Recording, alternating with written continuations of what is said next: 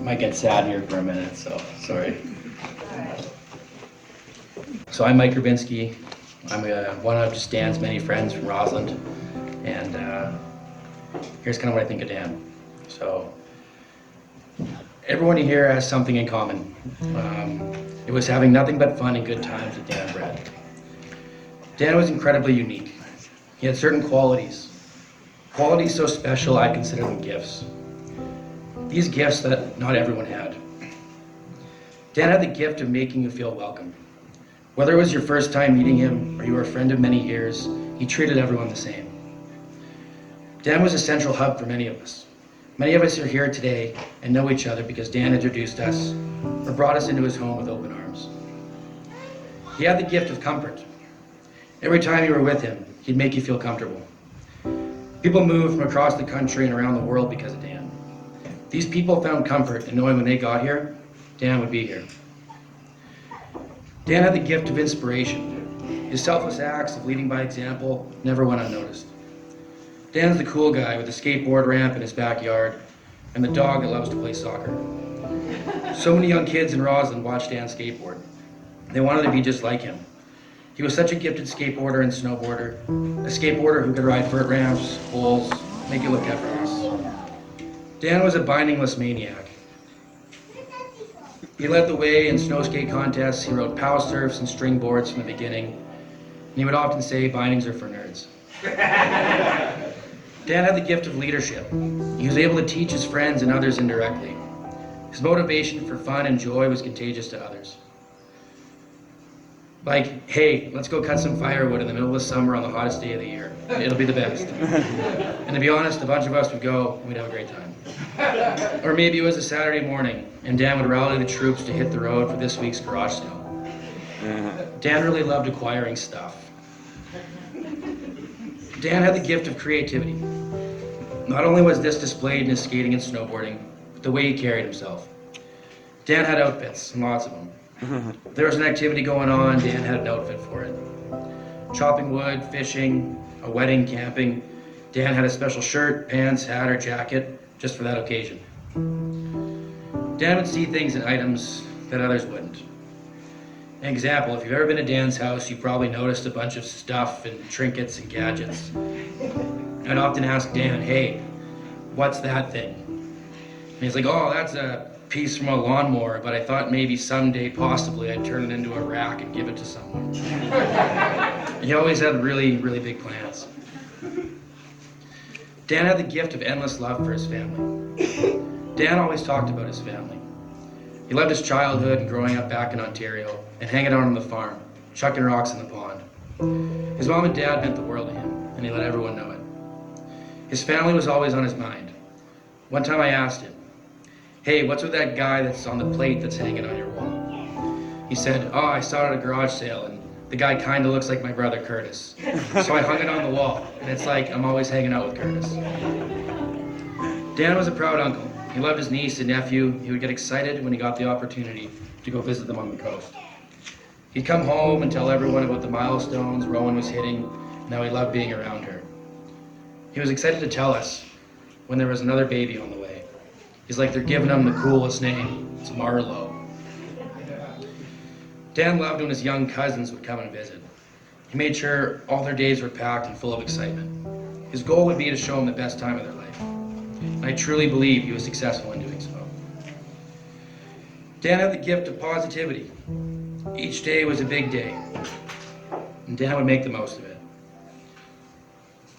He loved getting up and walking Mac Dog around the field and drinking his coffee before work. It was his routine, and a part of his life that he looked forward to each day. Dan would get excited to toss another log on the fire or show off his nice dry firewood. It was the simple things that really brought him the most joy. Dan had the gift of being genuine. He was always true to himself and what he loved. Sometimes Dan would have ideas that his friends would think are just incredibly far out there, but Dan didn't care. He was going to do it. He was going to do what he wanted. And even if it was carving a paddleboard out of a 10-foot piece of blue rigid insulation, he would do it. He rocked to the beat of his own drum, and he did so in a fashion that made everyone want to join. Dan had the gift of making everyone feel special. There was something about how he greeted you that always left you feeling happy and smiling. He was someone who deeply loved you and listened to when you talked to him. Or maybe it was just the way he'd say what's shaking when he crossed paths in town. Making you feel special is why so many people were drawn to Dan. It was a gift that came so naturally. It just radiated out of him. I can guarantee you that every person in this room had a moment with Dan where they just felt really good after being with him. Dan was a best friend to so many of us. Every moment we spent with him is a moment we will all remember and cherish.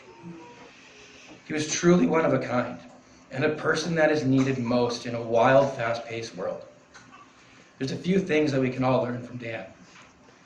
It's to slow down, enjoy the little things, always be yourself and love everyone. To the guy with many names, Lieutenant Dan, Plumber Dan, Danbo, thank you for everything, and we all love you so much.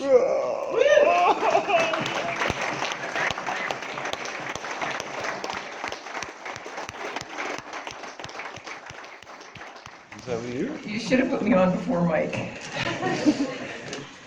least I wrote something down. It's been really good for my soul to be in Roslyn this week. I feel like I've been living like Dan.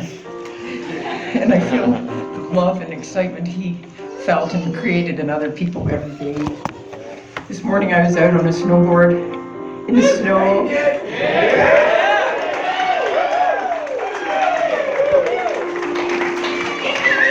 In Dan's clothes, with Dan's snowboard, with Dan's really cool friends, and it was really magical. So thank you. It was a highlight for me. Thank you. Dan was a special person to not only his family, but it seems to me, it's the whole world. Everybody loved Dan. He could communicate with animals as well as he did with people, and I've heard some stories here about that today. Horses, dogs. But people, he was good. He was quiet. He would listen. He could sense people's emotions before he would react. And he was just lovely to be around. This celebration will stay with me and bring me comfort for the rest of my life. So friends of Dan, thank you for this event and for arranging something that Dan would just be happy to be a part of. And one final thing, Dan is going to be cremated, and we're going to split the ashes and take some back to Ontario and leave some here for his friends to distribute at the time. Nice. I know you do. I don't need to worry about that. So thank you very much, everybody. Thank you. Thank you.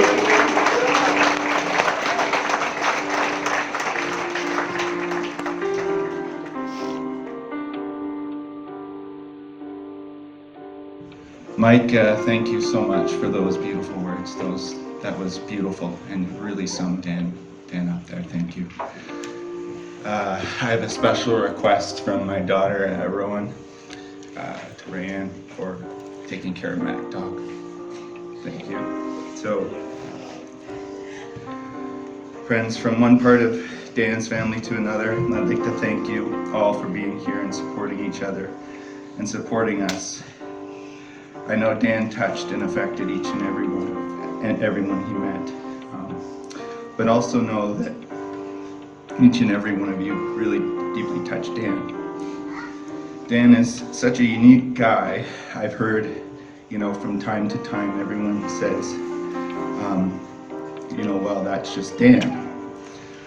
But, I have grown with him almost for 40 years now, and I can say that Dan is Dan because of his relationships, and you all contributed to the Dan-ness of which is Dan. And chatting with you all and spending time, I can see his best qualities shine through in all of you. I'd really like to, again, thank you, Mike, for your kind words. So thanks, friends. I'm so proud to call you friends, and I'm so proud that Dan had you as friends. And from the bottom of our hearts, on behalf of myself and my wife, Tiffany, and our kids, Rowan and Marlo, my father David and my mother Jill, and all of Dan's extended family, thank you so much for being here with us. And thank you so much for keeping Dan alive in our memories. He will always live with us always. So we miss you, Dan. Thank you.